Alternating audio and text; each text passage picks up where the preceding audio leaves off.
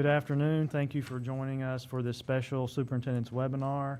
Obviously, we are covering the COVID-19 issue. We want to be here this afternoon to address questions from our school district families across the state, administrators, and to answer your questions as we're dealing with this issue. I'm here in the state boardroom, and all morning we've convened the KDE leadership team and members of the Kentucky Department of Education in an Operations Center format. We're doing this, we want to be able to answer your questions instantaneously. We've had several calls from superintendents today and answered a lot of questions. We're also populating a question and answer document that will be posted online. There are just a lot of operational questions that are coming up about school closure, food service, testing, all the issues that you're dealing with on a daily basis. I understand that you have a lot to deal with on a Friday before a multi-week closure. Understand if you need to come in and out of the webinar will be archived. We're also taking questions, of course, as we normally do. That the access code and the link is the Go Soapbox link. It's on the screen right now. Please email us your questions. We will also be, to the extent we run out of questions you're submitting on that format, you've been sending us questions, texting us questions over the last 48 hours. We'll be addressing those. I'm committed to stay here as long as necessary to answer questions from superintendents live, and we will continue working all weekend to update the Q&A document. We will release a portion of the Q&A document this afternoon so you can get some answers out there, get some questions answered. In addition to the superintendents on the webinar, we have our K group partners, our support partners. We also have the directors of the 8 education cooperatives have been invited to this webinar, and then there are others I'm sure that are joining us, and so this is a public format. It's not a closed meeting. It's it's not a public meeting, but many folks have access to the webinar, and we want to make sure we're getting the information out there. Before we get started, I want to thank everyone in the education community for what you have done so far. We're really working together as a state under the leadership of Governor Beshear and the way he has handled this matter. I also want to give a shout out and thanks to the public health community. I had not interacted with those folks until the last few days, and I just can't tell you the level of expertise, professionalism, and you see that exhibited every day by Dr. Stack and the Commissioner of the Cabinet for Health and Family Services. So thank you for that. And then I know you all are having day-to-day contacts with your local health department officials, and I'm hearing stories of how those relationships are very strong and a lot of cooperation going on. So I want to thank you for that. We do have some special guests with us here, some experts in their own right to assist us in addition to the KDE team, and I think there was you just saw a shot there on the webinar. We have the entire KDE leadership team assembled here, and then we also have Dr. Connie White with the Kentucky Department of Public Health. She's going to say a few words in a few minutes. Dr. Damian Sweeney, you all know him very well. He's our lead program coordinator for comprehensive school counseling for KDE. He's going to be here to answer questions. And then we're very thankful for Harrison County Superintendent Dr. Harry Burchett to be here with us today. As you know, he was on the front lines and the first to deal with the coronavirus, the COVID-19 issue. And he has a lot of expertise that he has developed over the last 2 weeks or week. And he indicates that this issue was not covered in the new superintendent training. However, he has responded very well to it, and so thank you for that. I'm just going to kick it off by talking about just the main issue that we're hearing, and that is a little bit of confusion over what does it mean to be the social distancing issue, and what does it mean? Should we be telecommuting? So I want to be very clear. This is a public health issue. So this is not a logistical. We're not doing this for just logistical reasons. The governor has asked the school district community to be a primary player in assisting our public health community in social distancing. So, and Dr. White will explain to us in a few minutes what it means to flatten the curve.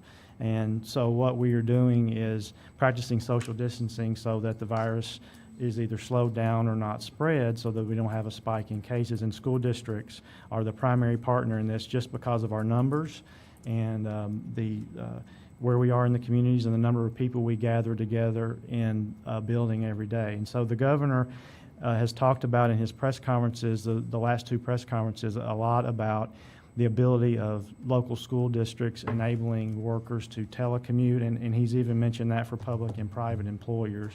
What he means by that the best case scenario is that, for example, if you have if you're going to use NTI, non-traditional instruction, that you permit certified employees to telecommute. That is permitted under the NTI statute, or the NTI process, meaning that an NTI day is a contract day for your certified employees. And so you are free to have them issue deliverables to them that they can work from home if that is something that you think is necessary. So I want to make sure that we address that issue. I also want to say that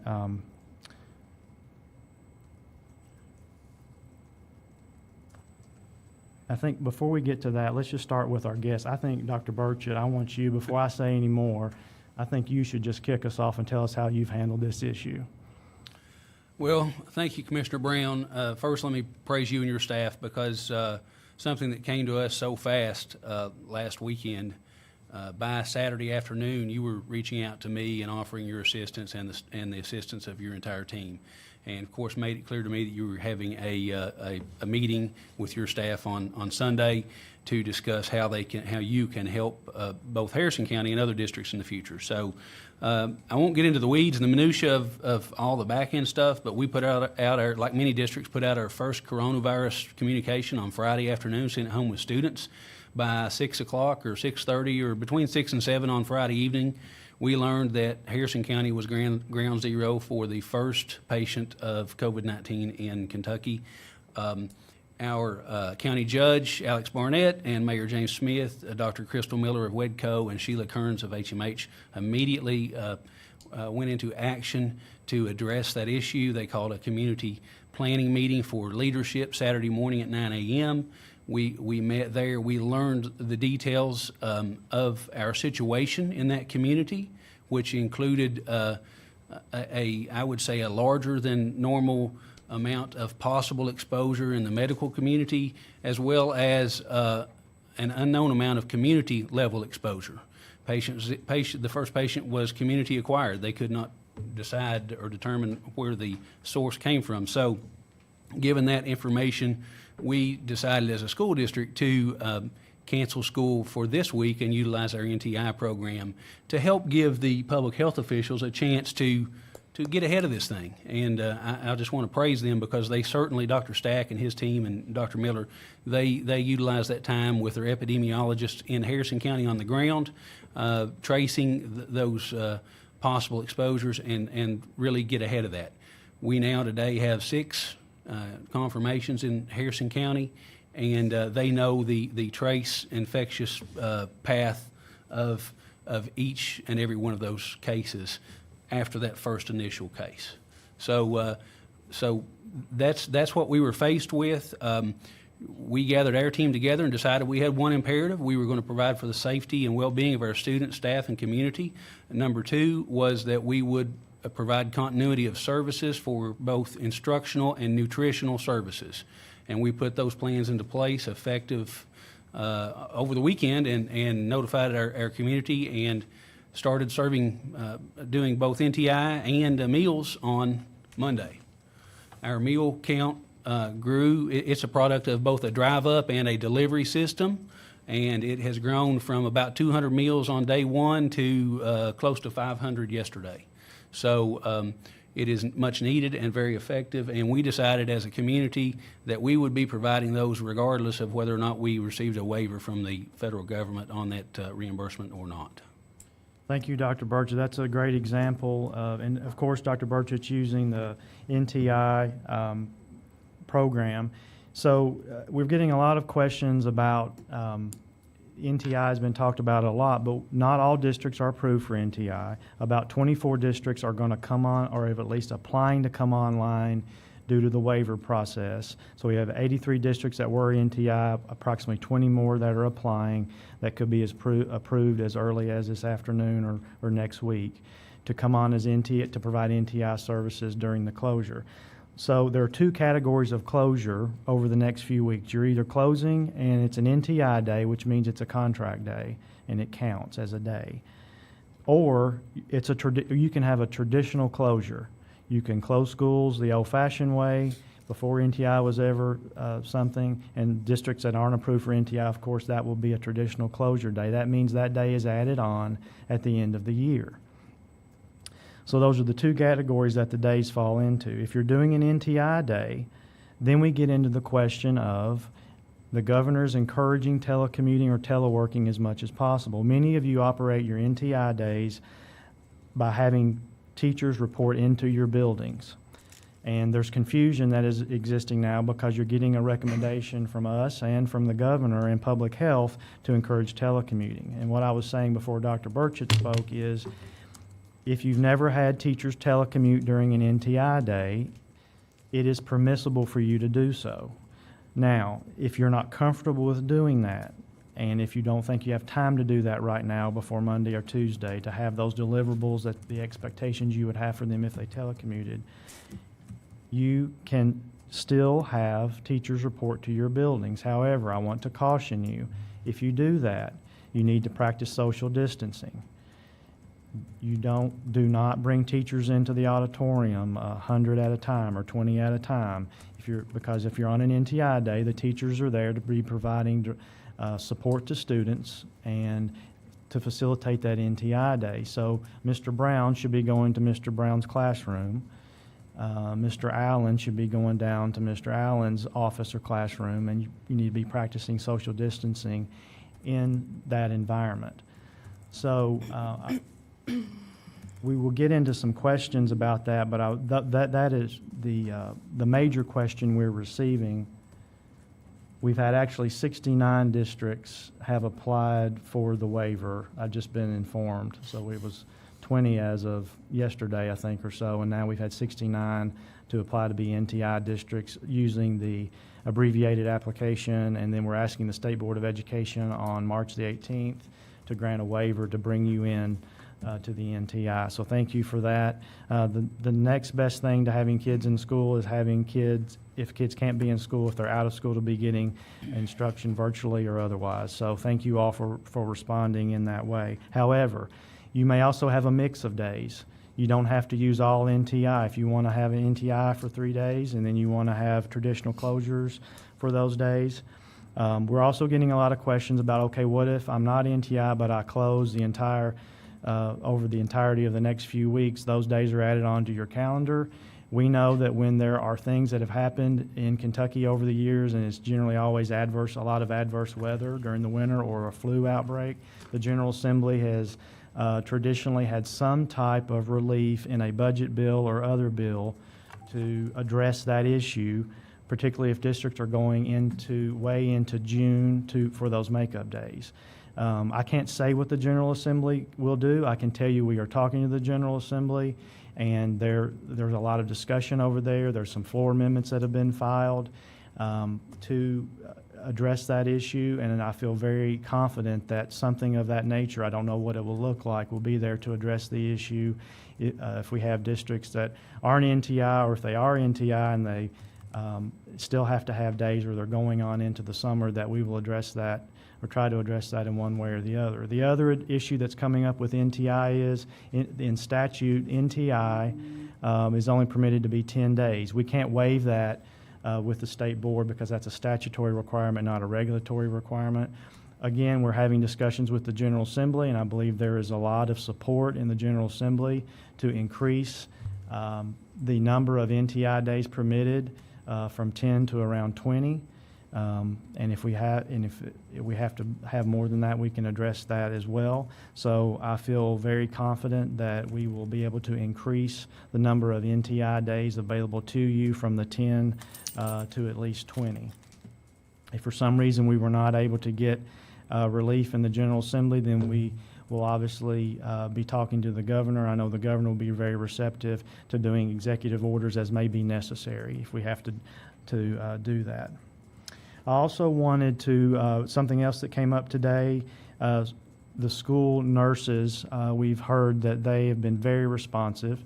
So our school nurses in the district are planning, many of them are planning on continuing to come in and offer nursing services as may be appropriate in working with the local health departments. I encourage you to talk to and email our school nurse consultant, Angie McDonald. She is here today. She's practicing social distancing in the back of the room. If you want to get some advice on how some other districts are utilizing their school nurse or will be utilizing their school nurses during this time.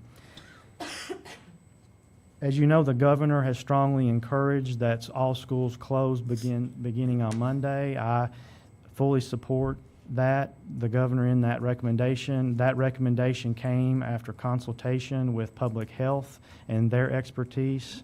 And as I said earlier, it is necessary during this time to ensure that we try to flatten that curve, we'll hear from Dr. White explain what that means in a few minutes.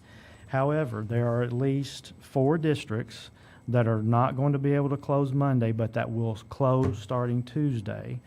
And I believe those are Crittenden, Bell, Henry, and Somerset Independent. And the reason for that is I believe those districts were closed today for one reason or another. Some of them were for in-service days, in-service day, and the students in those districts were not able to be there to pick up Chromebooks, assignments, etc. They need that day on Monday to come in, get the NTI assignments or other assignments, and those districts, it's my understanding, will be closing on Tuesday. So superintendents, I need to be able to give the governor's office and the Office of Public Health today a number of districts and confirmation that we are in fact closing no later than Tuesday. So I'm going to ask you as superintendent, I don't need you to email me if you are closing. I need you to email me if you are not planning on closing by Tuesday. So if you intend to stay open, then I need you to email me, and we will have an offline conversation about that. And if you need me to talk with your board chair, et cetera, we will have that conversation. So please email me if for some reason your district is not planning on closing. And I've just been informed we have 96 closures that we have confirmed so far that will the majority of those obviously will be closed starting Monday, and then there are 4 of those that will be closed starting Tuesday in response to the governor's request. I also want to point out that we asked the Kentucky School Boards Association this morning if they would be willing to redistribute information that they have to local board attorneys as well as superintendents and board chairs regarding the ability to conduct public meetings using virtual technology that is permitted by the Open Meetings Act under certain circumstances, and there are a lot of rules associated with that. We've been receiving feedback from districts that they would like that ability during this time. Particularly, there may be members that are in a higher board members that may be in a higher risk category, and they might feel more comfortable participating in the board meeting electronically. There are ways you can do that. You will need to consult with your board attorney because there are certain rules. It is not as simple as just turning on Skype. So, however, we want to make sure you had that information because we know those conversations are taking place. So please be looking for that email that went out this afternoon from the Kentucky School Boards Association about how to conduct a public meeting virtually. And we want to again thank the Kentucky School Boards Association for that information.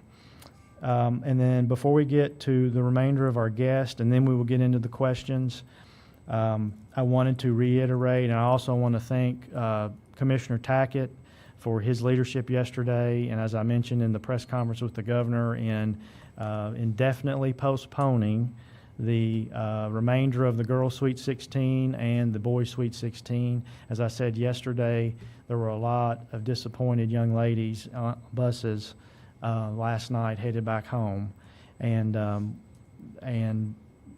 disappointed that their dream of playing in Rupp Arena may not be fulfilled, and the boys that were headed to Sweet 16 feeling likewise. So that was a difficult decision, but it was the right decision. And those, as I said yesterday, those student athletes really took one for the team, and they are making that sacrifice for the greater good of the Commonwealth. I want to thank, again, Commissioner Tackett for his leadership. And then today, there's I think the Board of Control met today and discussed. It is very important that, and this is, and I asked, and Commissioner Tackett was already thinking in this vein, but we want to make sure when school is closed that we don't drive by our campuses and see teams practicing, and because that completely defeats the purpose of the social distancing. So KHSEA will be releasing soon, if they haven't already, guidance and directives on the restriction of practicing and playing during the period of school closure. That is very important from a public health perspective. So I want to also thank the Board of Control and Commissioner Tackett for their leadership in that area as well. Anything else before we kick it over to Dr. White? No, I think Dr. White can go on. Okay, and again, I want to remind you to get your questions ready if you haven't already. The Go Soapbox is coming back up on the screen. Have several And questions then the KDE access code that also there is listed. So Dr. White would turn it over to you, and please give us an update from Department of Public Health. Well, hello. I'm Dr. Connie White. I'm the Deputy Commissioner for Clinical Affairs for the Kentucky Department for Public Health, and have worked a lot with Robin Kinney and our school nurse program at Angie. And then I'm also a member of the WISC committee for the school board committee. So been over here a little bit and know how to get around the building some. So I appreciate you inviting us. The steps that have been taken are quite impactful, as we've all talked about. Tiers from ballet classes being canceled. It runs the whole gamut. I got texted by my pastor about if we don't have church, do we have confirmation class, and do we have choir practice? And I use the school system as a model. I said, if you're not going to have kids assembling for school, you don't have extracurricular activities. I think my church needs to model that, so, or to practice the model that you have given us. This sounds very harsh to a lot of people. And it is harsh. But if we look back and try to look at data to tell us, to drive us as to what we need to be doing, we can look back at the Spanish flu. Now, I'm old, but I don't remember the Spanish flu. That was 1918. But if you look at two cities, and you can Google this, and it's very dramatic, and I wish I had a prop here to show you. But you look at two different cities. Philadelphia had an outbreak of Spanish flu. Within a day, they had a parade to support the troops in World War I. Big parade. 200,000 people came out for this parade. Within the end of the week, all 31 hospitals in that cities, every bed was full, and 4,500 people were dead within a week. Am I telling you that's going to happen in Kentucky? I'm telling you that's the model, that if you have a very contagious infection, this is what can happen. If you then look down across the country to St. Louis, they had an outbreak of Spanish flu. Within 2 days, they had instituted social distancing. They canceled schools, they canceled churches, they staggered people's work times, they staggered how people use public transportation. They put the social distancing out into place, And what they found was not only did they not have those huge spikes of sick people that overwhelmed the healthcare system, they had infections and it did spread out over time, but they had half as many deaths because the healthcare system was able to take care of those sick folks. So if you look at that graph, it explains to everyone why we're doing what we're doing. It's going to be hard, it's going to be harsh, but if we don't socially distance ourselves, this is a virus, just like flu is a virus. It's not the same virus, but it's just an example. And when you cough or sneeze, you spread little droplets, and I'm a physician, so I won't use fancy medical words that are not very pleasant, but you spread those droplets, and there's virus in those droplets. So everywhere it lands, that virus is on those droplets, and it dries there. And if you touch that, whether you touch a person, or you cough in your hand, or you touch a surface, and you get a mucous membrane like your mouth, nose, and eyes, and you then get that virus in your system, then you can get ill. So that's why the social distancing is critical. A cough or a sneeze spreads about 3, maybe 4 feet. So 6 feet of social distancing, that's where the 6 feet comes in. So someone doesn't spray you. Cleaning those surfaces, critical. So if there's something on that surface, you don't contaminate yourself. Because of my age, I'm very careful with stairs. My mother fell down the steps and broke her pelvis. And as you hear people say, when old people have a break like that, it changes the frailty of their health, and I saw that in my mother. So I'm very cognizant of going downstairs, but I'm also very cognizant of not touching the handrail. So I go down the stairs with my hand on over the handrail, but not touching it, so I can grab it if I fall. People think I'm strange, but I'm trying to protect myself from 2 things that happen to people over the age of 60. So cleaning those surfaces, I enjoyed the comment on the KET show that Harrison County schools are the cleanest schools in the state of Kentucky right now. They've had a week that is spit polished clean there. So cleaning those surfaces that you normally come in contact, the rails, the doorknobs, the computer surfaces, the countertops, the governor's podium, and the chairs in the press room.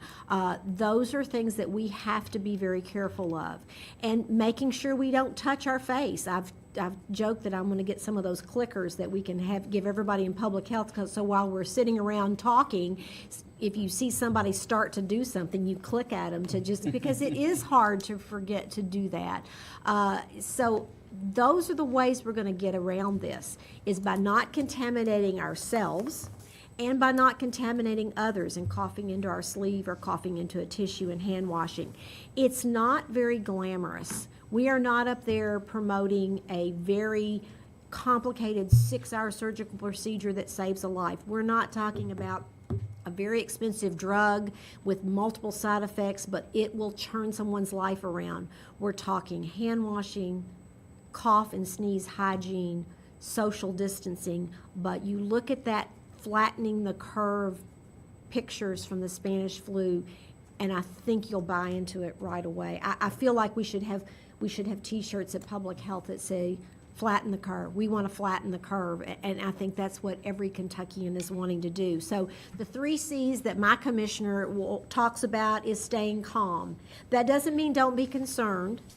That means be calm about your concern, because we are calm and we are organized, as you have shown us in KDE.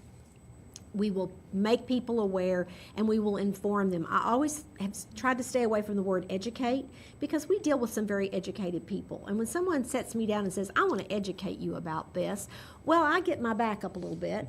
I'm kind of educated, but I might not be informed about the facts about this virus and about the facts about what this can do. So remain calm, and cleaning. Just cannot overemphasize that. Not germophobia, but I think if you understand the process of how it spreads, the cleaning just makes good sense. And then number 3 is the C is cooperate. And I think that Harrison County, as one of someone in your leadership said, I think you guys are the model of this. Your local newspaper, your radio stations, all of the folks that met together on that Saturday morning, everything that KDE has done to date with the Department for Public Health, with the governor's office.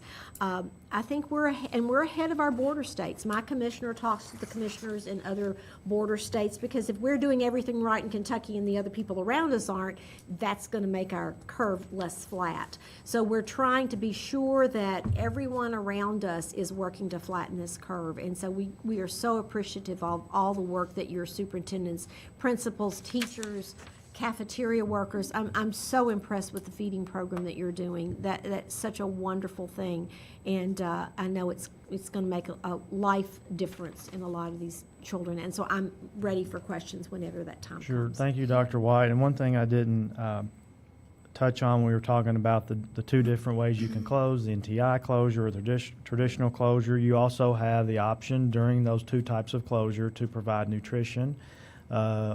Optimally, we would love every district that closes to be able to provide food service. That is also assisting in public health, even though you have to bring your food service workers into the building. The gain from that is ensuring that our students in their homes have sufficient nutrition, and so that is a public health issue that we need to promote. However, we also know that there will be districts, for whatever reason, that are unable to or do not want to be unable to continue their nutrition programs during closure. So that is what we prefer and what we would love to see, but we also know that that may not be feasible for every district. Dr. Burchett indicated he is right now feeding students. Even though we do not yet have an answer from the U.S. Department of Education on the waiver, we've asked for a waiver for non-congregate feeding, meaning, as I understand it currently, if you're getting the food service dollars from the U.S. Federal government, folks have to consume that. Students have to consume that on site, and we're applying for a waiver to permit that to be consumed off-site, picked up or delivered to be consumed individually off-site, and we are cautiously optimistic that waiver will be granted, and we're actually sending a letter today to our congressional delegation in Washington to assist us in hopefully having the U.S. Department of Agriculture approve that waiver. So Harrison County, for example, could then be reimbursed using federal food service funds for his effort this week in feeding those students. And he's indicated even if he does not receive that reimbursement, it will be money well spent, and he would do it all over again. So thank you for that. We know every district is different, and you have to make those determinations. Do we want to? I think, Dr. White, your time is probably more limited than most. So I'm here as long as you need okay. me. Do we have any questions coming in right now related to yeah. public health issue that we need Dr. White's expertise? Let me look here. As she's looking, there are going to be many questions that I'm going to have to say we don't know the answer to. This is a brand-new virus that was just discovered in December, so a lot of the questions about the science, it's just not there, and I don't mind saying we don't know yet, and I will.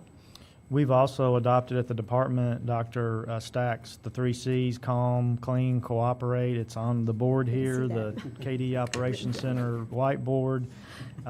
And superintendents and other education partners, I will remind you, even though schools will be closed, those 3 C's are operative because you are leaders in your community, and your community will be looking to you. You're already showing that you're leaders, that your leadership, that you're calm, that you're providing great leadership already, and you will continue to do that.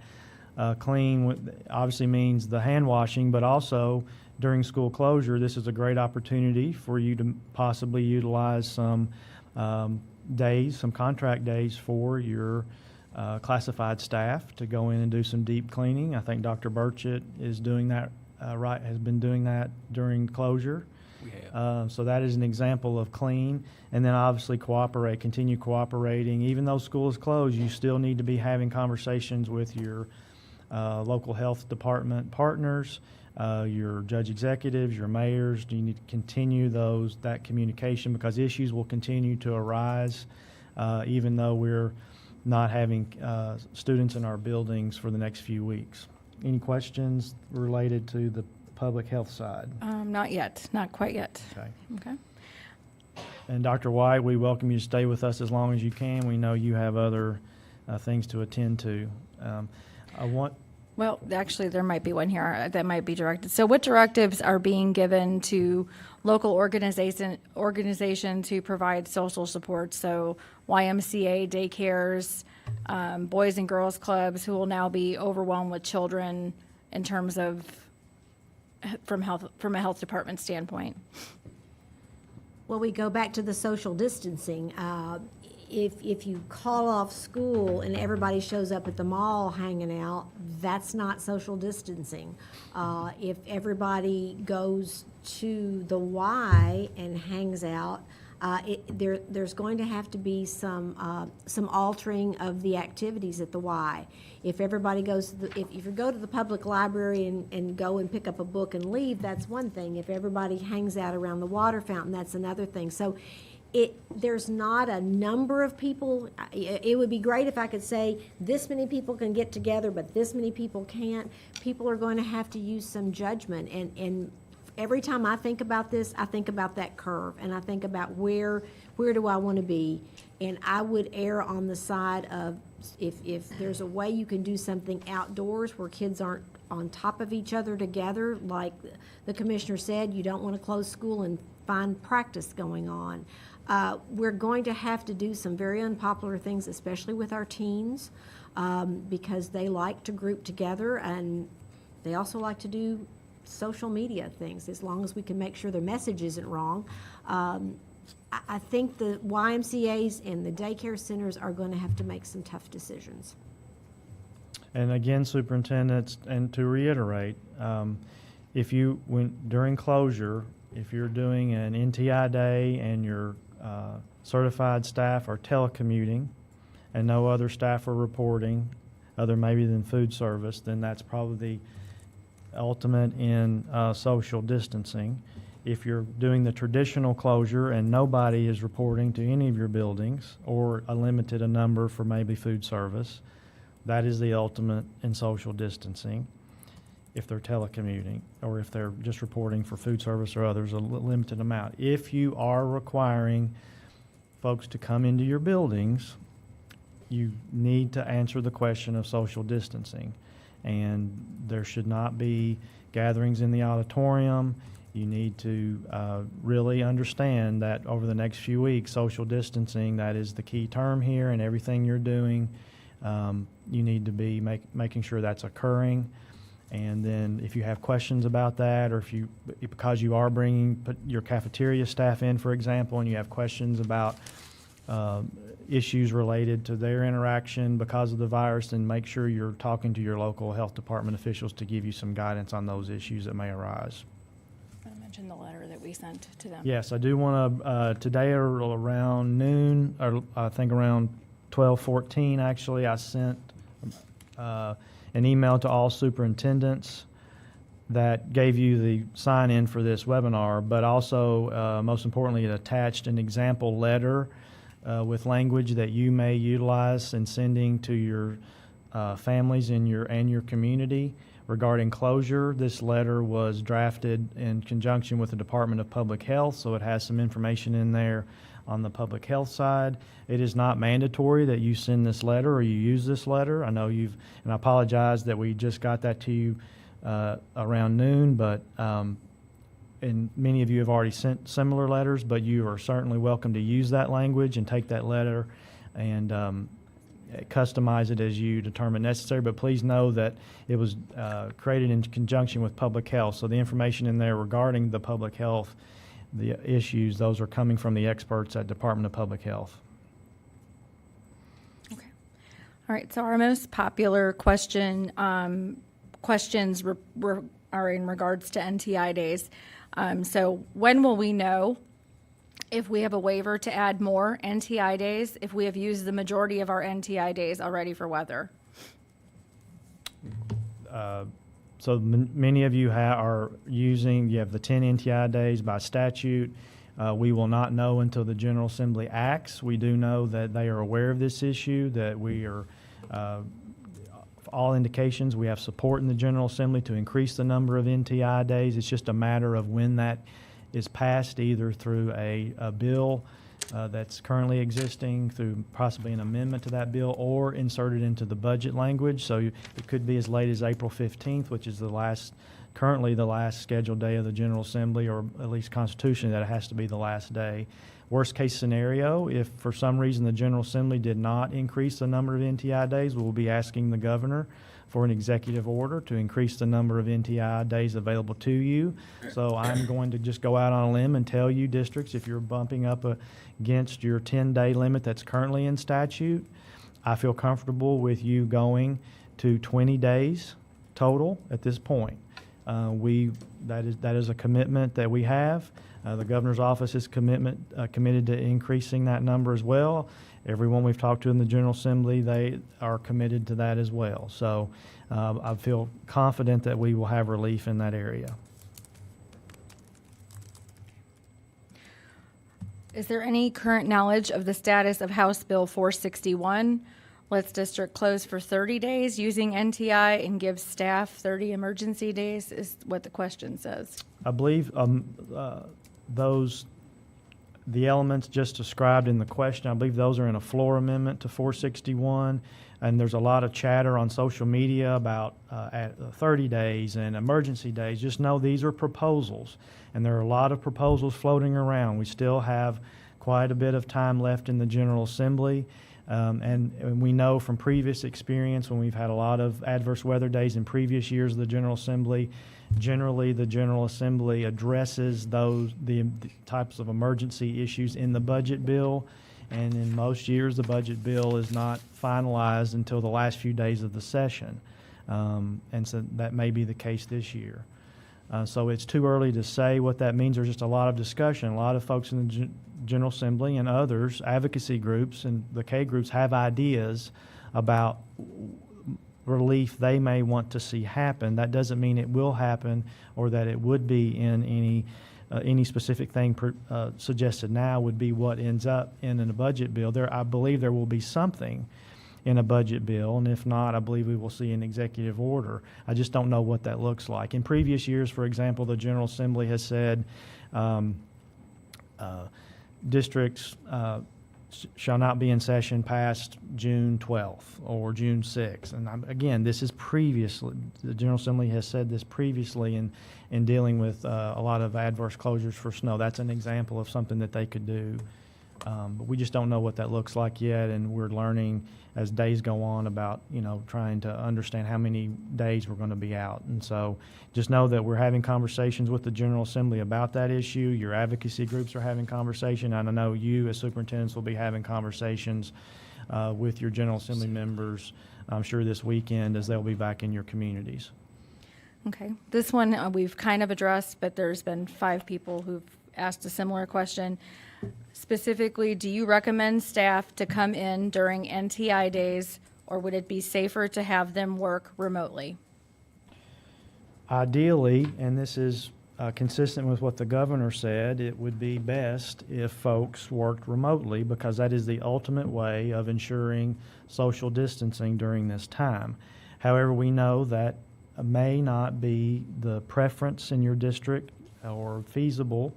And so if you do not have your folks working remotely, then you need to make sure social distancing is the number one thing you're thinking about when they come into your building. Okay. Our spring break is the week after the KEA spring break. Should we postpone our cancellation until the following week?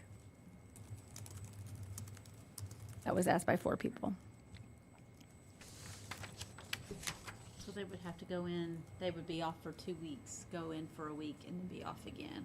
So that hits a lot of our districts. Okay, so the question would be, I don't have a calendar, I probably needed a calendar in front of me. So they would be, this district's asking, we're going to be out for the next 2 weeks based on the governor's recommendation. We would then be in a week, and then we have our spring break. My recommendation is that you obviously plan on being out for the next 2 weeks, and you will be out for the next 2 weeks. At the beginning of that second week, we will need to have a conversation with you. We will know more about this. We will be having conversations with the governor's office and the Department of Public Health, and then we can advise you as to that third week before spring break. We are concerned about classified staff ability to fulfill their contracts before June 30th. Can we grant additional emergency, in parentheses, non-work days to these employees? I think the best answer is, as an example, Dr. Burchett, could you read for us the letter you sent to your community about, and you touched on that very issue. Just one quick second here.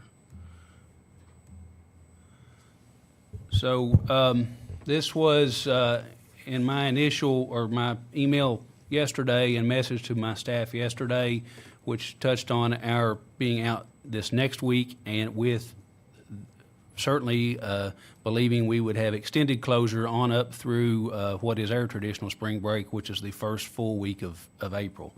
But I closed with this. I want to ensure all employees that there is no danger of loss of wages during this time. We will be continuing on a work schedule similar to what we've been doing this week. Teachers will continue to develop and support instruction. Food service will continue to prepare and provide meals, and all others will have duties assigned as necessary. All employees will have the opportunity to work and complete their contracts in some manner now and or before the end of the fiscal year, June 30th. These NTI days are instructional contract days and serve to help fulfill those contracts. Most importantly, we will continue to meet our prime imperative of providing for the safety and well-being of our students, staff, and community. We will also continue to provide continuity of instructional and nutritional services. More information is found in the attached letter, and further information will follow, which will be targeted to those with specific roles. So we look at it from a role-based support structure, be that nurses or mental health and wellness professionals. One thing we initiated today in our plan was to incorporate a hotline for our students for mental health and wellness. And my school psychologists, counselors, social workers are all a part of that team, which will support that. Students can call that number. It's on our website, and reach someone live. So those are it's kind of the out of the box thinking that we're trying to do to ensure that we meet that we work through this as best we can and provide those services to students. Our community needs us to lead in a positive manner. So you'll see in Dr. Burchett's message to his district, he was not counting on any kind of emergency relief or for however another term you might describe it by the General Assembly. Something may happen. There may be some type of emergency relief or relief that affects classified employees. You know, I think it's too early to speculate what that might look like. So before that happens, or we know what that might be, if there is any type of relief, you're proceeding just like you would be proceeding if you were out for a blizzard for 2 weeks, whether you're using NTI days or traditional closure days. Dr. Burchett, they've asked if you can share that letter with them, so if you want to send it to me, I can forward it on, or that would be... I'll put it on KASA's portal. All superintendents have access to that. That would be helpful. They also are asking, how is Harrison County funding their food service program during these days? They've heard a lot about it, the drive-through, people coming through and picking up food service. How are you doing that? Well, that is at the local level right now. And I discussed individually with my board members and just with a phone call, and I said, this is what we have to do for our students, and of course they're 100% supportive of that. That is not official. We've not met an official board meeting, and we will go back and deal with that in the future. But we will continue to meet the needs. These are unprecedented times. We've not seen anything like this as educators or as a country in many years. I think probably back to the Spanish influenza in 1918. So, and I'm going to put a little pressure on the U.S. Department of Agriculture here. I hope you're listening. Dr. Burchett made that decision out of the best interest of the students in Harrison County, based on the full faith and credit of the United States government, that they will hopefully respond to our waiver favorably in that we are attempting to provide, and we are providing, food service to students in a non-congregate setting that is appropriate for a waiver. And we are doing so in an unprecedented time, all the more reason for the waiver to be granted. So, and we are in conversation with U.S. Department of Agriculture. There have been a lot of emails going back and forth. We're a little unique, and I know other districts, other states around the country have similar days, such as NTI days, but they're wanting to make sure that they understand the difference between an NTI day in Kentucky versus what I call the traditional closure day. So we hope to have an answer back from USDA shortly. Okay.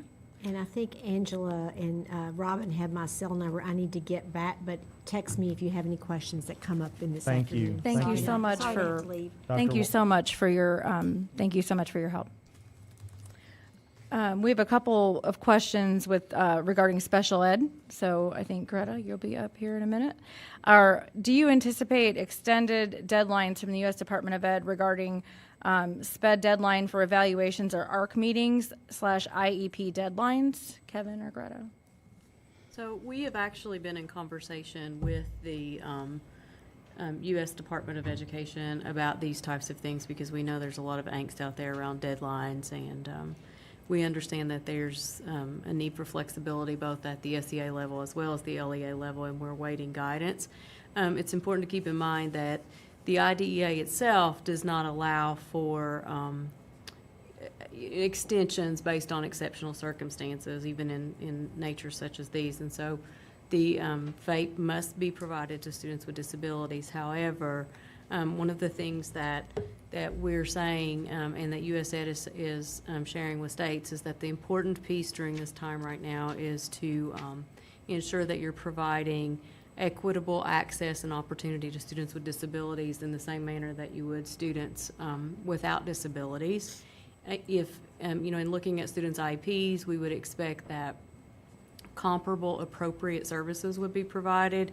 We also understand that districts are not going to be able to have, thousands of IEP team meetings prior to going into NTI days or school closures. However, when things return back to normal, we definitely would expect districts to be having those IEP team meetings, looking at the amount of services that were provided, the amount of services that were not provided, which would require districts to have a very solid progress monitoring system during this time, as well as data collection method. And so we would look at when you reconvene and have those ARC meetings on the back side of this, when we get back to normal, did you look at the progress monitoring?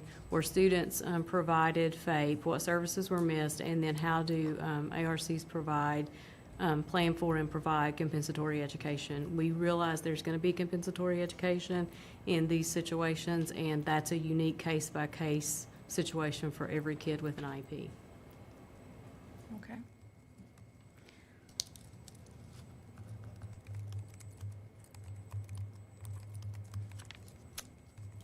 While we're waiting for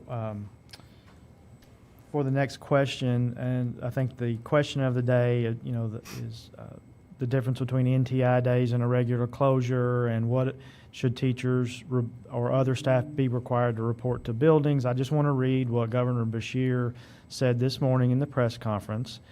If teachers can work from home during this time, then let them work from home.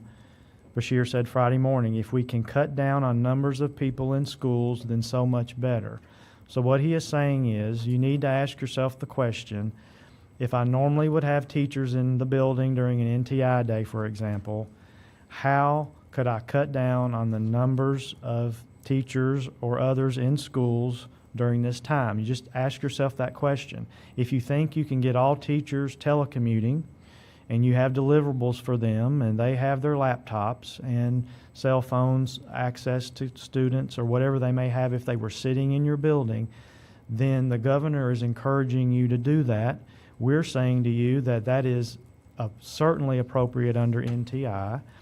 If you don't think you can do that for whatever reason, then we are asking you, and the governor is asking you, to cut down on the number of people in schools And if you have folks in schools, you need to make sure there is social distancing going on. And then for those folks that are in schools and you have questions about direct contact between employees, you need to be consulting with your health department. There's a question asking about how the Department of Education is going to be handling the recommendation if there's going to be less staff here at the department. The Department of Education for the last 10 years, and this started under Dr. Holliday, we have been engaged in telecommuting or limited telecommuting at the department for at least the last 10 years. So we will be we will be providing services to the state regardless. And so on a normal day at the department, if you email someone, they very well may be telecommuting. Or if you call someone, it rings. You think you're calling them at the department, you could be calling them at their home office. And so we don't anticipate a reduction in services to our school districts during this time. Is it necessary to submit the summer food service program application prior to serving meals beginning Monday? I'm sorry, can you just repeat the question? Is it necessary to submit the summer food service program application prior to serving meals beginning Monday? No, we're making some exceptions to that. If you can reach out to the Division of School and Community Nutrition, they will help you in completion of your application and getting that expedited. Has there been conversations with the College Board concerning AP test dates and any conversation with ACT concerning the April 4th test date? So ACT and the College Board have not suspended testing on those dates as of yet. They are relying on the test centers. If the test centers are closed, then they will rely on the local districts to determine if they want to continue with the testing. ACT has indicated that they will contact schools, test coordinators, as well as students impacted by any suspension or closing of the test center. So I would encourage people to watch the websites at both ACT and the College Board. Okay. In addition, Kevin, why don't you mention the state testing on ACT in the districts that? Sure, and we know that, you're talking about ACT or KPREP? The ACT for now, and then we'll get to KPREP after that because that's been asked as well. Okay, I thought you answered ACT. No, our statewide test, the date, what the districts that have to The make March that. 24th date which is the makeup day for ACT, the first day was March 10th, I believe, for ACT. That's correct, The this makeup past day is Tuesday. March 24th, which has been canceled.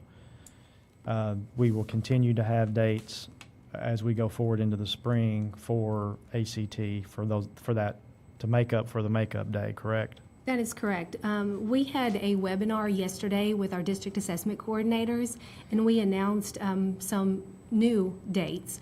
We have an emergency makeup date of April 14th for students who are testing on paper.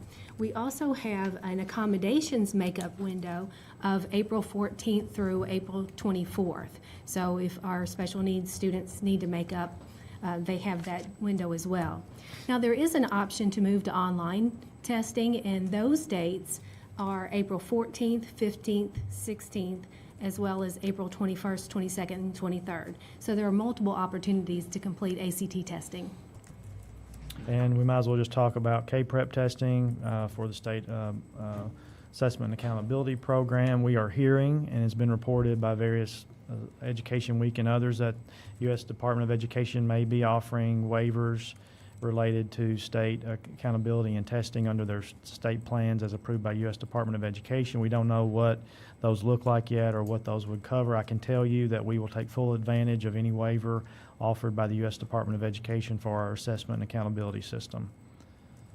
That is correct. We had a conference call with CCSSO, and they had representatives from the U.S. Department of Education yesterday afternoon, and they announced that there would be specific targeted waivers for schools that are closed during the entire assessment window. So we will obviously monitor the situation and see if schools continue to be closed after this initial closure, and we will take advantage of all the waivers that are offered by the Department of Education. At this point, for K-PREP testing, we are planning to hold for a few weeks the materials shipment. So as I announced yesterday, before the governor's announcement that we were going to go ahead with the shipments, that's been changed based on the governor's recommendation for closure, and we will hold the materials shipping for at least 3 weeks. So we will work with our district assessment coordinators with that specific information. Okay. We've had a couple of questions that want to know an updated list of how many schools have closed. As of right now, we are keeping a live timestamp. We have 128 of our districts as of right now, which is 2:30 p.m. 128 districts have announced plans to close at least temporary for the next 2 weeks, at least the next 2 or 3 weeks, starting Monday. And again, superintendents, and I'm not saying this to be punitive or any other reason, I have an obligation to the governor and the Department of Public Health to report today the number of districts that will be closed either Monday or Tuesday. And those 4 districts that are closing or beginning their closure on Tuesday, they need to get their students in there to get supplies for non-traditional instruction. I need to know if you are not, please email me directly, kevin.brown@education.ky.gov, if you are not closing based upon the governor's recommendation. Our next question is going to pertain to more on NTI, and we were wondering if there was going to be, if the state board was still going to meet on the 18th, and that is correct? That is correct. The state board will meet on March 18th. That's a special meeting designed to select a search firm for the next Commissioner of Education. I can tell you, I think that meeting should occur, and they should select a search firm for the next Commissioner of Education. That meeting was going to be in Louisville because the search firms we anticipated would be needing to fly in, and so that was there for their benefit, and they wouldn't have to rent a car to come to Frankfurt. We anticipate that meeting will be moved to Frankfurt. And then, of course, that meeting will be webcast, and we want to make sure that folks can view that meeting, but they don't have to be here. We can practice social distancing. So there will be a meeting announcement, an official announcement of that meeting in the next, if not today, on Monday. Why can't 21st Century Learning salaried staff employees work on NTI days? We've received guidance that they cannot be compensated through the grant, but these are student days in which they can help provide services. And that's been asked 3 times. Why cannot 21st CCLC salaried staff employees work on NTI days? We've received guidance that they cannot be compensated through the grant, but these are student days in which they can help provide services.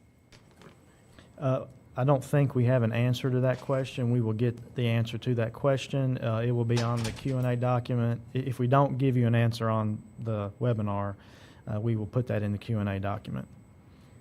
Are there recommendations for financial obligations during this time if finance staff are not reporting to work?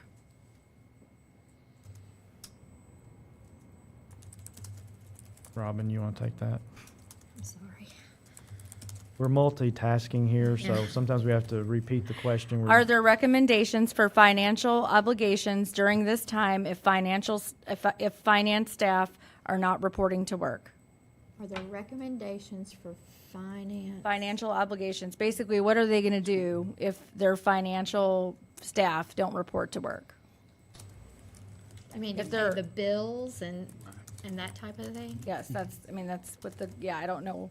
I'm guessing what are their obligations? What are the recommendations for their obligations? If whoever sent that question would like to resubmit that and maybe be a little bit more clarifying in the question. And we'll get back to Bills that still have one. to be paid. You would, and I would also point you to your continuity of operations plan. You should have that in your district. If you do not have a continuity of operations plan, then by all means, when things return to normal, you need to have a continuity of operations plan. In the meantime, you'll need to develop a plan for, example, if you have central office employees that need to be off to take care of a sick relative, or if you need to, you have to continue the functions of your central office, and so you'll need to make sure you have plans in order to provide those services. Yeah, and anything that they can handle obviously remotely, if they can pay bills remotely or anything like that, they need to do that. And there again, it may be a foreign concept to your district if you've never had telecommuting, or if you've had folks in a position that you never thought would be eligible for telecommuting. That with technology that we have now, the cloud-based systems that we have as a result of our Office of Education Technology over the years, and we've been a leader in that around the country. We are really well positioned to be working from home in these types of situations. So we're happy to guide you offline through a technology lens or other personnel. We have experience here at the department in telecommuting for the last 10 years. So if this is a new concept to you, and it will be for many of you, then we're happy to walk you through that. Okay, so this question keeps popping up, so somebody really, really wants to know. It's for Dr. Perchette. How do you, can you please explain how you're handling the food distribution to students across the county? Are students coming to set locations? Are there deliveries to home? Please share. So, well, if you want to grab my Twitter feed, it's at Dr. Burchett_HCS. We have stuff up on that. We have some things on our website, I believe, as well. We have two sites. Our Harrison County High School is operating a food service site, and so is Northside Elementary School. Both of those have, we practice safe social distancing. We have drive-up, pickup at those sites. Of course, our staff is gloved and have proper equipment. We also are utilizing our transportation department and bus drivers to deliver meals to certain locations. We have a call-in registry set up so that students can call in and get listed on a Google Doc that they need meals provided, and they have no means of getting to those sites to pick up those meals. And our transportation director has quite efficiently routed transportation with bus drivers, and we use other instructional support staff. It could be an instructional assistant, could be other folks, or other bus driver, or a monitor, bus monitor. So we're using our people to effectively meet the needs of our students and our community. Again, you have to think outside of the box on this one. This is not what we normally do. This is not our normal NTI. Our NTI plans were never designed for this, but we are ramping up into a different style of learning and support that we're not used to doing. And I would just encourage you to be to be very open. Listen to your folks. They've got amazing ideas. Let your people lead. We're empowering our people to lead and come up with plans and ideas and work on solve these problems together. Thank you. Completely agree. I do want to say, I know I'm getting some emails from some superintendents. I know there's frustration out there. I know you feel like you are receiving mixed messages, and we're saying to permit telecommuting, and the best way to have social distancing is to not have anybody in your schools. But we're also then encouraging you to have food service. We're encouraging you to deep clean your buildings. And so we don't want that to be a mixed message. What we are saying is there's public health benefit, for example, to have food service. If you have food service, you do have to have some people in your building, your food service folks, to fix the food. However, if you also have your teachers in your building, even though they're sprinkled through the building in their classrooms, that's 25 more individuals in your building. So let's reduce, if we can, let's reduce that by 25. The cafeteria workers, the food service workers, we need them there. So let's take the 25 teachers and let's permit them to telecommute if we're using an NTI day. And that gets 25 more out of the building. That's what we're saying. If that's not feasible and you're not comfortable, as we said, with them telecommuting to effectuate NTI, and you have the 25 teachers plus the food service staff, then you need to make sure that they're staying apart, that they're in their classrooms and they're in their offices, and you're not having an assembly in the cafeteria or the auditorium. So it does seem like a mixed message, and I know we are asking you to do multiple things, but I hope that provides a little bit more clarification of what we hope that you do.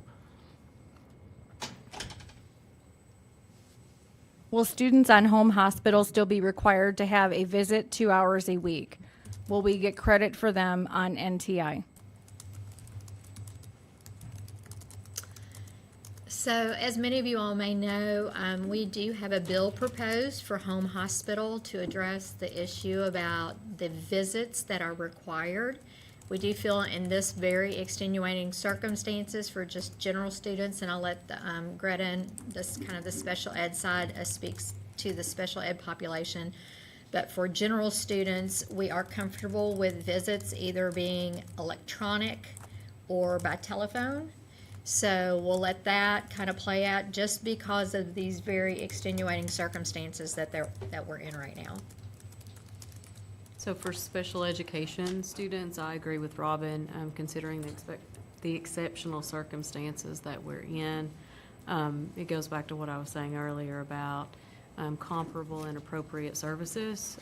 Obviously, we want to keep families and students safe and healthy first, and staff. And so, when we come back to the normal side of things, that'll be the question is, did you provide the services, and was there reasonably calculated free appropriate public education in which the student made progress? And if not, what comp ed services do you need to provide?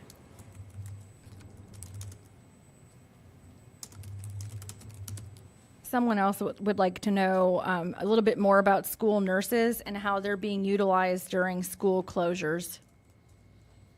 We're going to ask our school nurse consultant, Angie McDonald, to come forward.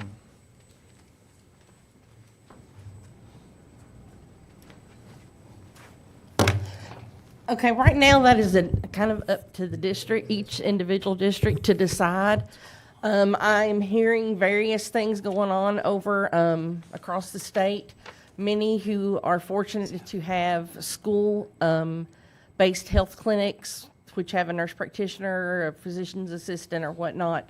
Most of them have reported to me that they are going to stay open, business as usual, and encourage families that if you just have concerns, please come to them first. They want to try to lessen the burden on the emergency rooms and doctor's offices. Some districts are still just having their school nurse offices open for families that are just concerned. Do we need to go to the doctor? Is this something that they might be able to provide some medical advice for? We've had some that are working out some things that are helping out with their local health department. I think it's just kind of up to the individual districts as to, what they're doing. If nurses are willing to come in during this time, then, I believe we should take full advantage of the services they can provide to the kids and kind of think out of the box. Like they said, some I know are even delivering medications to students who have daily meds and don't have transportation to get to pharmacies or whatnot. So these are things that are, like I said, out of the box, and I'm happy to, help brainstorm with anyone if they'd like to, discuss that further. Okay, this one is going to be for Robin with summer food service program. If meals are delivered door to door at home addresses, do we need to enter each address as a separate site, or can they all be listed as a site at the school building? I don't know the answer to that right off the top of my head. I'll consult with Lauren Moore in School and Community Nutrition and get an answer so we can reply back. Okay. I would just like to follow up on Angie McDonald's comment about thinking outside the box. I completely agree.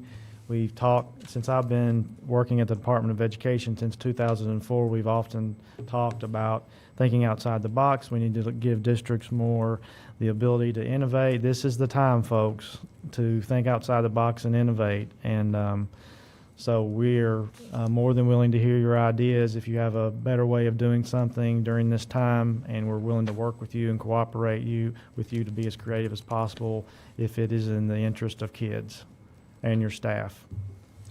If we have employees who choose not to work at this time, are they able to take a sick day for that time? Yes, Todd, do you have a thought on that? Can you repeat the question? If we have employees who choose not to work at this time, are they able to take a sick day for that time? I guess the assumption is that they're not sick, but they don't want to come into work for this particular reason. Are they able to take a sick day in order to get paid for this time? So sick leave is supposed to be used for either your own illness or to care for someone in your immediate family who's ill, and state statute provides that upon return, an employee is either going to provide a doctor's note or they're going to sign an affidavit saying that they were either sick or they were caring for someone in their immediate family who was sick. So assuming that assuming that their absence fell under the sick leave policy, then it would be permitted.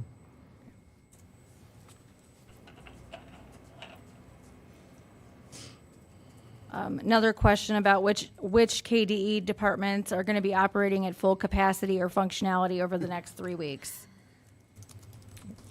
We're going to we will be operating under full capacity, and we'll be operating the best we can, and just like we are at any other time during the year. I would say that we are going to implement the telecommuting policy very liberally, just like we're encouraging local school districts to do that. So we may not all be on site here in the 300 building in Frankfurt, but we will be at full capacity. And as we have more employees that may roll on to telecommuting that may not have telecommuted before, there may be a few little hiccups with their phone may not initially be transferred to their remote location, but so there may be a few little hiccups, but we will be here to provide services. We have directed teachers to make 10 days of NTI instruction to get through 2 weeks. Any guidance on if we should advise teachers to do more than that, given a potential extension of this current 3-week outage? Kelly, do you have a thought on that? I just think you ought to go ahead and be prepared. Why would you not? I mean, you just made the comment, Kevin, that we're probably going to get more days, so I don't know why a district wouldn't be prepared for, Dr. Burchett could, if I give you 10 more days, you want your teachers to already be prepared. And that's what we're doing now. Yeah, right. So our normal NTI plan was already developed online and packets made. We send home days 1 through 5 at the end of October, 1st of November for weather-related situations. We didn't have any weather days that we used NTI on this year. So we started with day 1 through 5 this week. We've got 6 through 10 ready for this upcoming week, but our teachers now are doing days 11 through 20, Right. and our instructional staff. So that's how we're handling that. And this has brought up an idea, so to the extent you're needing to, principals will need to meet with teachers to discuss maybe additional plans, curriculum for additional NTI days. David, I hate to put you on the spot, but you're always good at this. Can you talk about some options available through technology such as Microsoft Teams that can facilitate, for example, principal communication with teachers to virtually meet and have these discussions? Yeah, as you mentioned earlier, we've been well positioned for cloud-based computing for quite some time. We've done our financial management system. Of course, our school information system is cloud-based and has been. Our email system and everything that comes along with Microsoft Office 365 and Google is also completely cloud-based. The learning management systems that come with both Microsoft and Google are also completely cloud-based. People are familiar with maybe the Google Suite and the Microsoft equivalent, but also Microsoft Teams. Google has an equivalent that allows telecommuting and teleconferencing. Pretty sophisticated tool that's been launched. We've been working with their ed tech leaders and CIOs on this for quite some time. Obviously, we're implementing that here in Katy, the agency. But I think all these, along with PBS Learning Media and the other tools that are out there, allow them to provide content and communication and administration during this time. Great. Now may be a good time to go to Dr. Sweeney to give us some guidance on mental health issues. Sure. Good afternoon, superintendents. I'm here to remind you of some of the social and emotional concerns that need to be considered during this time, along with giving you some best practices for your mental health practitioners. So we already have reports of students who just can't sleep at night because they're so anxious. So in order to help children cope with this anxiety, we've really got to work to provide accurate prevention information and facts without causing undue alarm. They need this factual, age-appropriate information about the potential seriousness of disease risk and concrete instruction about how to avoid infections and spread of disease. As a reminder, children will react to and often follow adult verbal and nonverbal reactions. So if they see us being calm, they will be calm, but if they see us overreacting, they'll follow suit often. What you say can either increase or decrease student and teacher anxiety as well. As superintendents, it is also important that they know they have someone who will listen to them and make time for them. And I would say that is not only the case for students, but also for some of the staff in your buildings that might be scared. For your students specifically, remind them to avoid stereotyping, and that bullying or negative comments made towards others should be stopped and reported to the school district or the Kentucky Office of Homeland Security at 866-393-6659. Students and parents may also choose to report online at homelandsecurity.ky.gov/safeschools. We should also teach students to be upstanders. So, as you can imagine, we have some students exhibiting bullying behavior and creating some negative stereotypes. And when we see that, I think it's really important for us to remind students that they can be upstanders, and if they see something, especially on social media or in person, they should say something. For more information on bullying, check out KDE's bullying and harassment page. Also remind parents to limit television viewing or access to information on the internet and through social media that might be upsetting or produce more fear for their students. In terms of some best practices for mental health professionals in providing continuity of services, you may need to consider changing contact information on the school website or school counseling page so families can get in touch with your mental health professionals, whether it's school counselors, school social workers, or school psychologists. If your district policy permits, we can also go to the telehealth model. So you can use Google Forms. You can have students sign up for appointments with that mental health professional at your school. Those folks can use Google phone numbers, which are anonymous. They can also use Google Hangout, or as Dr. Couch said, Microsoft Teams. If you'd like to see one another, if those professionals would like to see the student as they speak. They can also use a site called doxy.me, so DOXY.me, which is a free HIPAA-compliant service for telehealth and no accounts needed for students or families. Finally, one concern that I have as a resource for school counselors throughout the state is that many of our counselors say that they're too busy with other tasks assigned to get into classrooms and do those school counseling curriculum lessons that will allow them to provide information proactively. So we would certainly encourage counselors to do video school counseling curriculum lessons to help students better understand major themes within the 3 pillars of school counseling. Those themes are academic, career, and social emotional. They can also ask students to respond to those lessons. Finally, We would ask that students use their data, that school counselors or other mental health professionals use their data. So ask yourself, what interventions can we follow up on during this time based on our attendance, our behavior, or our course passing data? Can you call your families of students with chronic absenteeism? What about those families that have students with multiple disciplinary referrals or students who are on the verge of failing courses or being retained, and have conversations, again, proactive conversations to get in front of some of the issues I just mentioned. Remember that these folks are and have always been school leaders who provide stability and comfort. We need our mental health professionals in our schools to know how valuable they are during this time. Earlier today, around 12 p.m., I sent out a counselor connection. It's got many resources that you can use, your district can use. Some of those resources include communicating information about this virus to multilingual families. You also have information from the American School Counseling Association. There will be a webinar that I'll host on Wednesday at 1 p.m. for our school counselors and mental health professionals as well.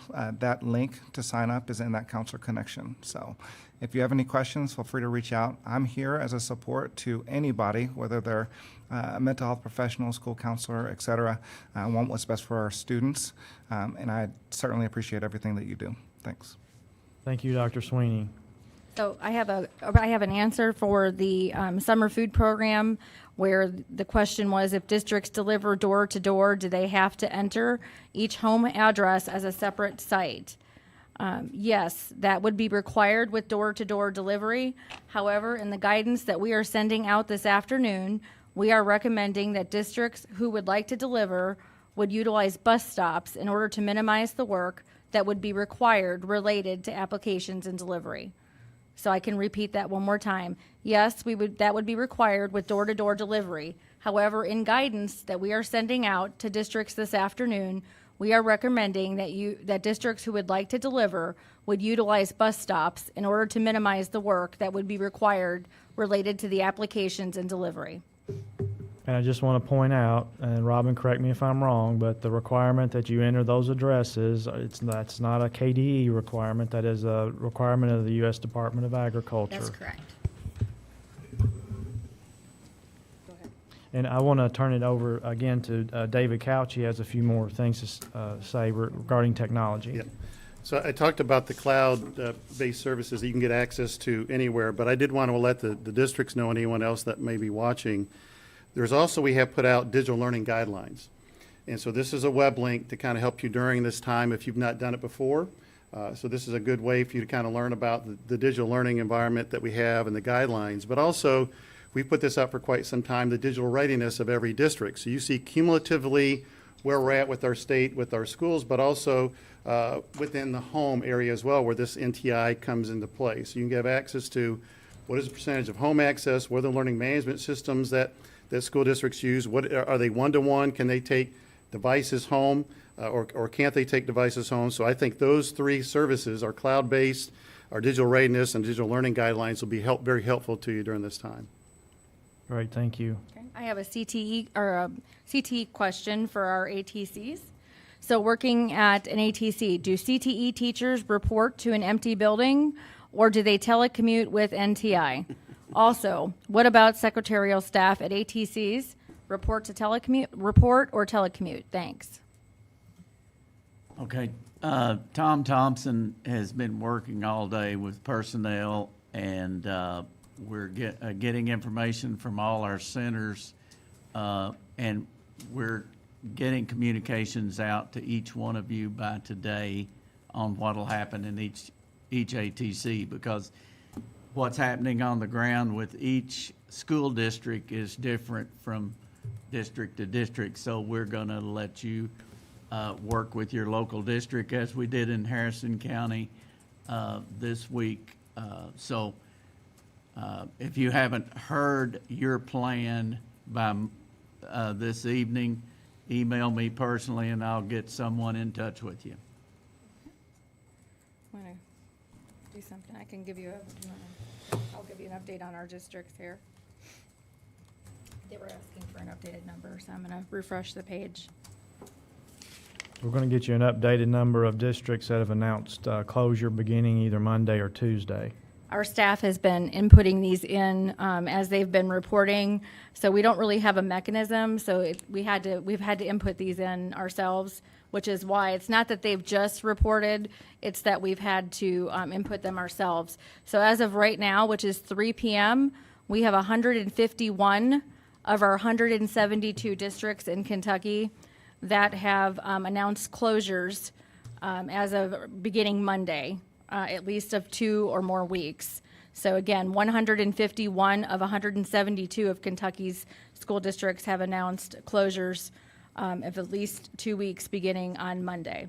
And of course, we also announced the closure of the Kentucky School for the Deaf and the Kentucky School for the Blind. I think those notices went out this morning or last night. Yes. Yes, okay. What other questions do we have? Let's go back over here. There was questions, communications questions and hashtags for NTI work. I guess that would be my area. We don't really have a hashtag for NTI work, but if you would like to share that with us, or do you guys have NTI? Well, we have one that you guys designed for us, but it was more for sharing out, like, this is a great thing we're doing with NTI, more of a publicity thing. We can probably create one that's specifically for this. And I wanted to remind you about letting them know again about the KET. Yeah, I would love for you to share that. Yeah. And we would love, I absolutely want to see what you all are doing with NTI work this week. And please share that with us on our social media channels, because I think it's really important for the state and for everyone to see the innovative ways that you are doing instruction with children in this situation. So please, please, please share with us. I know we have your applications and we're going to be looking through those and we'll be following up. But from a communication standpoint, I really, really, really can't reiterate enough how important it is for us to see and really know the work that you're doing. And I want David to talk about the partnership we have with KET. Right. So the hashtag, by the way, is just M-Y, capital M, small y, and then NTI, all caps, KY, my NTY, KY. Hashtag my NTIKY. And then KET, in conjunction, it's another part of the digital learning, has opened up some resources that they normally don't give away through PBS. And they have actually created a email address that is simply nti@ket.org. So they've got a specific email address for questions about how to use their resources on NTI days. Sounds good. And then also, just a good reminder about overall communications.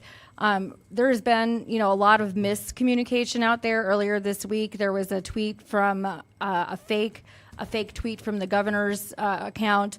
I think it's really, really important that you make sure that as superintendents and school districts, that you're really make sure that you're following, the Department of Education, the governor's authentic accounts. Make sure that you're clicking on the actual accounts, and just do a double check to make sure that those are actually tweets that are coming out.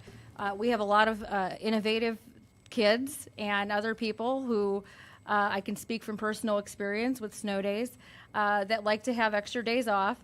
And it's just really important that we get the correct information out there. So it's really, really important to make sure that you're checking the source. And we will do our best here at the Department of Education to give you the most accurate information. So check our Twitter account, check our Facebook account. You can always contact the communications department here. I'm always available 24/7 if you have any questions about, whether something is accurate or not. If you have a question, just always text me. We will verify that for you before sending out any kind of information.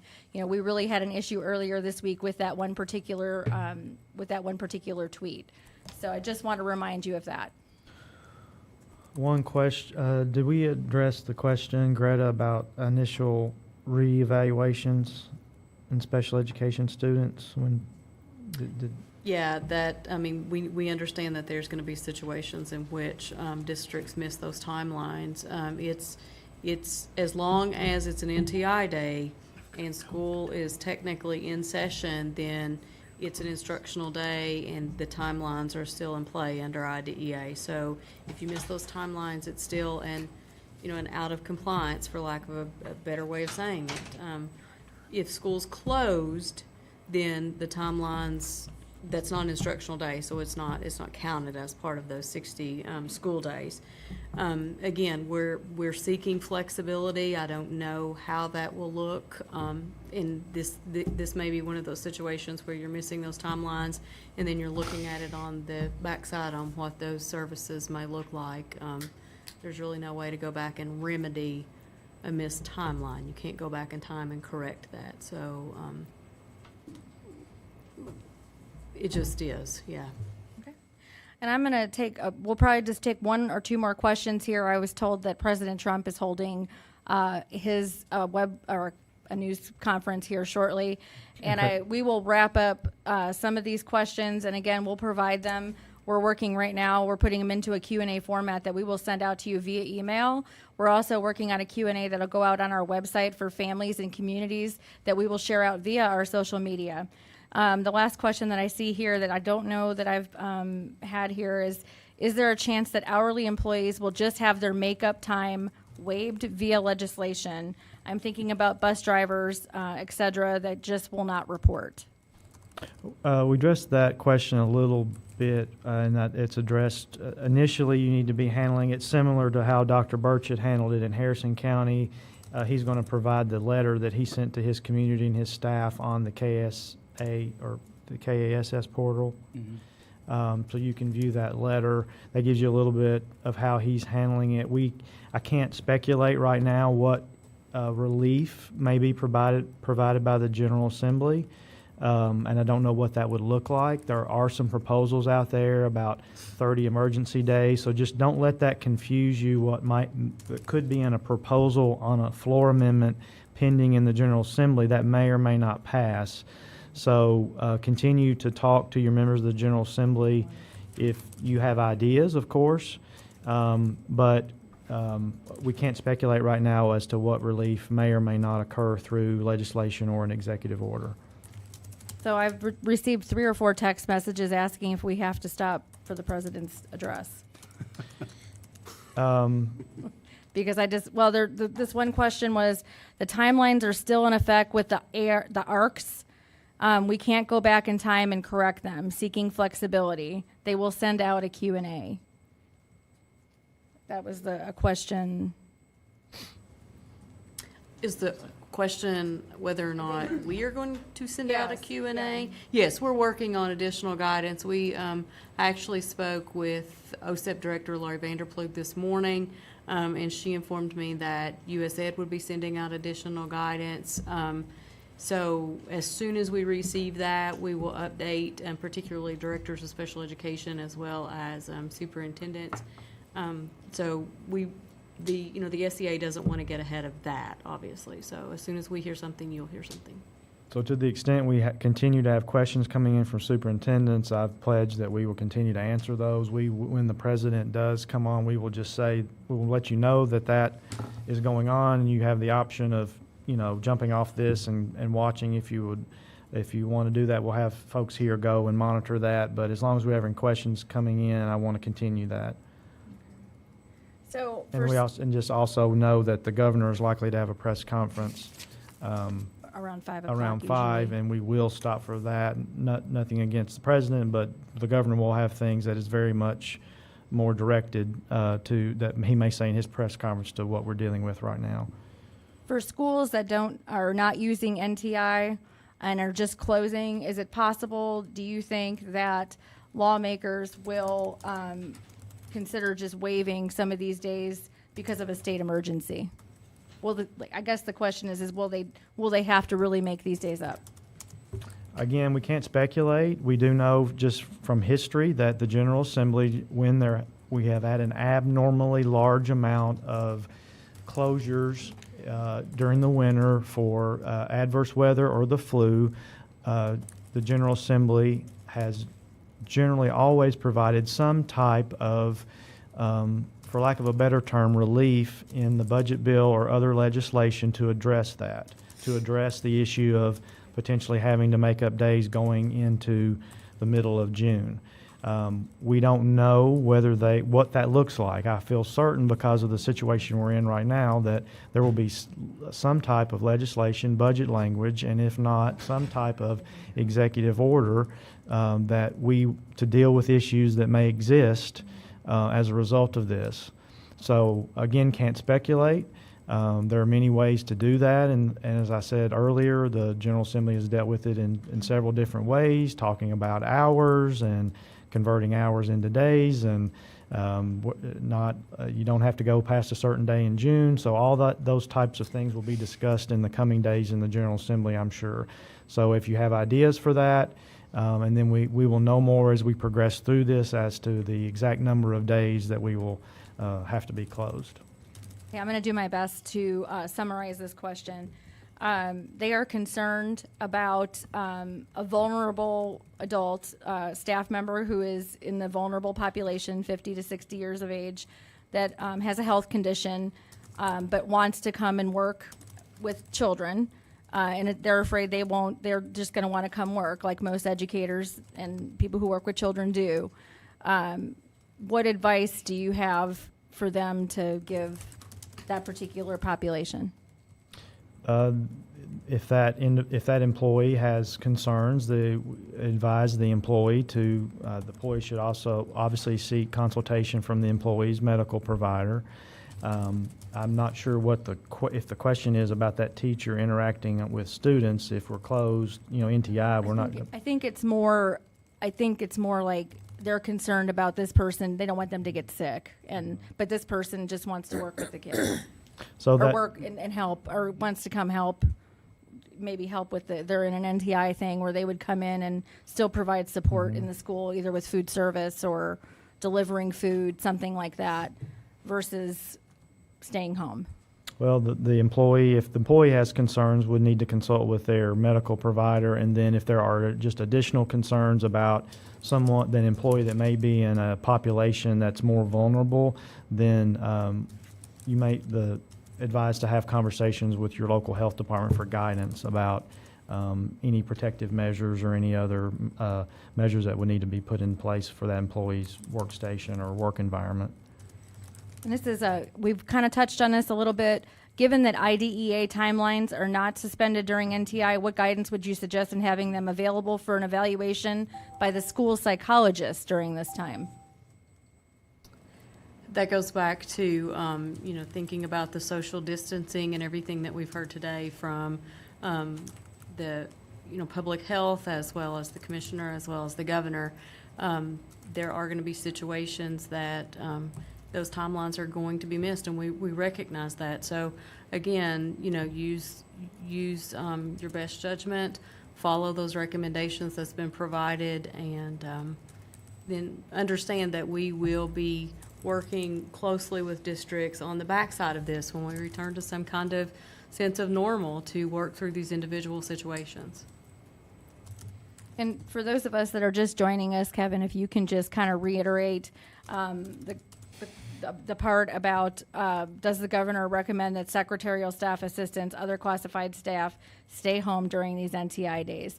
This is by far the most popular question, and I think we had some people that joined us a little bit late. And again, this will be archived and saved. You will be able to watch this later, but I thought since it is important, it would be good to address just one more time. Okay, and I just want to let's just talk about and just use the governor's words. The governor spoke this morning at a press conference, and he reiterated what some things he said in last night's press conference. And the governor said, if teachers can work from home during this time, then let them work from home.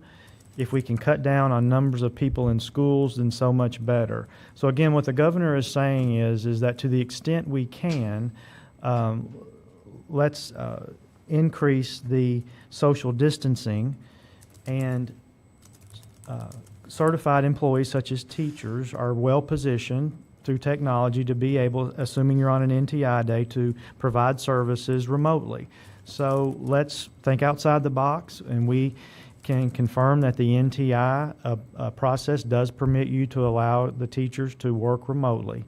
And so what the governor is saying, to the extent you can do that, allow that to happen. That decreases the population of your building on a closed day. If you were going to have 25 teachers come in to implement NTI even with no students there, and you could say they can telecommute to do those same duties using their laptops and phones, then that's 25. Let's say you had 25 teachers in an elementary school. That's 25 less individuals in that building, because you may be having cafeteria staff, food service staff in that building, because you're providing food service, which is also supporting the public health. So the governor is saying, to the extent possible, think outside the box. Permit telecommuting if possible and if appropriate. And we are saying that you can do telecommuting under NTI and it be considered a contract day for those certified employees. We're not telling you you have to. To the extent you're bringing in staff to either staff your food service, to deep clean buildings, to implement NTI because you believe that teachers need to be there for technology or other reasons, and you're not comfortable with telecommuting, you can do that. However, you've got to keep in mind that social distancing is the key word. And so if you're bringing people in the building, you need to make sure you're keeping them apart. No assemblies, no bringing all the teachers together in the cafeteria for a quick meeting. Ms. Brown needs to go to her room. Mr. Allen needs to go to his room if you're bringing the teachers in. And then to the extent you have questions about your food service staff working together closely, then you need to have those conversations with the health department about precautions, about protective gear, gloves, et cetera, that they are, and our health department officials are experts in that area. Any more that have come in? If not, we might be wrapping up. Tony, I have an update on my question. Okay. Go ahead. And this is on the ATC question? Yes, on the ATCs, I just talked to Tom Thompson a few minutes ago, and we wrapped up the letter, and it should be going to the ATC principals on how to work with their districts. We are also approved for the remainder of this year for this situation for NTI in the ATCs. And we'll attach that. I'll have Tony send that out to all the superintendents so they'll see the messaging that the ATC principals are getting. Okay. And we fully expect our ATC principals will be working with their local feeder district superintendents to make sure that we're adequately working side by side with their plan. Okay. Sounds good. All right. I don't think we have any other questions, so I guess we can wrap up. If there's anything else that our panel would like to share at all? I would like to say one thing, Commissioner Brown, if I could. Yes, sir. I would like to stress the importance. You know, we don't know what these situations are like until we get into them. In our community, it was much different than what you probably are going to be facing in yours because of just the way that it came to Kentucky, okay? So in just a matter of so we had a local planning committee meeting on Saturday morning, and by Monday, our local newspaper, in partnership with the health department and others, had put together a circular that went to every mailbox in Harrison County. And it was full of information that they would need to be able to safely and effectively use real factual information. And so we led with facts and not fear so that we kept everyone informed. And just like the governor's done a tremendous job with his sometimes twice daily briefings, they are doing the same thing in Harrison County with our local health department and all partners. So it's important to continue to do that. It's important for us to do that as leaders in our district as well. And I would just say that we certainly are showing the rest of the country how to do this in Kentucky. And I applaud the direction of all of our leadership, from KHSAA to you to the governor and everyone, to take the actions we're taking.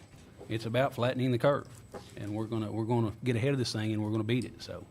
And I want to just Thank you, Dr. Burchett. I want to backpack off of that, and I do want to thank the news media for covering this the way they have been covering this, because we have been, we've been living this all week, and I've been dealing with reporters all week, and I just really, really appreciate, the coverage and the attention that you have given this matter.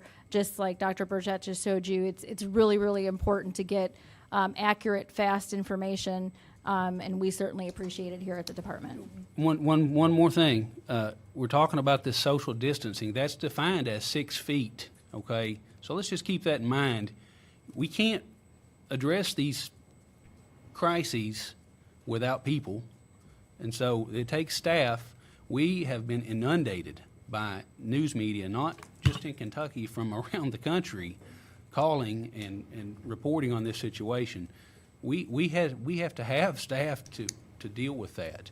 And so, again, I agree with you, as much as feasible, as much as possible, as much as what works in your district and your community, but social distancing can be done, and we can still work and accomplish things as well. Absolutely. Okay, I think that's good. Any other items, any updates that we haven't discussed from the leadership team? So we have I think an address by President Trump coming up, if not already in progress right now, you may want to watch. We will have an update from another press conference from Governor Beshear around 5, I would. Yeah, he's usually been doing those between 5 and 6. That's on the governor's Facebook Live or in the governor's YouTube channel. And then the governor said this morning he will most likely be doing one press conference Saturday and one on Sunday. We may have missed a few questions because we're getting questions from superintendents by text, email, various people's emails. I apologize if we missed it. We're going to catch all that up over the weekend. We will continue to populate the Google document you will receive from us today. Will continue to be updated, so you'll need to check that. And I've been looking at the wrong camera apparently all afternoon. So. You have to have laughter, and with this, I just want to say that I am honored to work alongside some of the best professionals in the country, and educators and our public health folks and the folks here at KDE. So I want to thank you for that.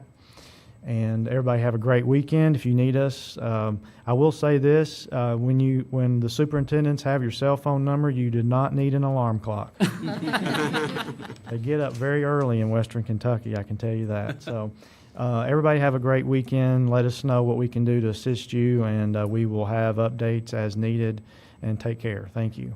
One more update for you on the closures. 161 of 172 districts, and that is as of 3:22 p.m.